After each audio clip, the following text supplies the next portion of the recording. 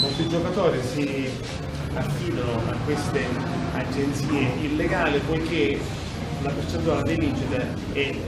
superiore, di poco superiore a quella che può dare, che può elargire il gioco legale, quello gestito dai monopoli di Stato. La spiegazione è molto semplice, dato che queste persone non pagavano quelle imposte e non avevano quei vincoli che invece hanno i gestori che sono inseriti nel circuito dei monopoli di Stato, potevano garantire una vincita un poco superiore. Tutto ciò consentiva a queste associazioni per delinquere di lucrare notevolmente, di raggiungere cospicui guadagni nell'ordine di milioni di euro, come è stato accertato dalla polizia postale, e vi è quindi un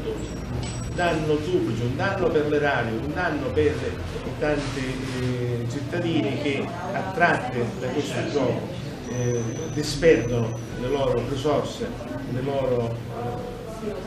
patrimonio, attratti dalle vincite, dalle facili vincite, che purtroppo poi non è così, poiché chi organizza non lo fa per motivi di beneficenza, ma lo fa per lucrare, quindi il vincitore sicuro è chi lo organizza. Questa indagine ha consentito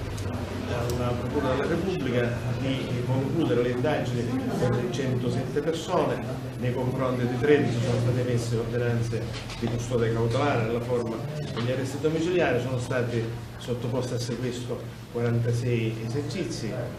uno a Catania, altri in altre località d'Italia, quindi è un'operazione che la Procura della Repubblica ha coordinato, la Polizia Postale ha svolto egregiamente.